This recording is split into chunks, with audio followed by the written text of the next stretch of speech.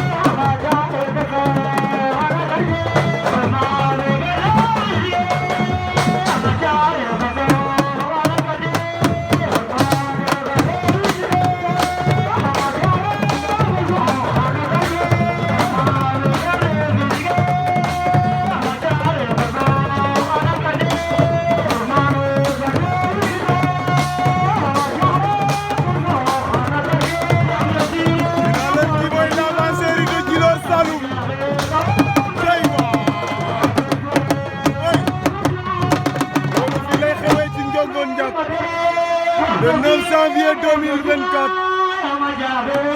ici à Ndiongondia waaw waaw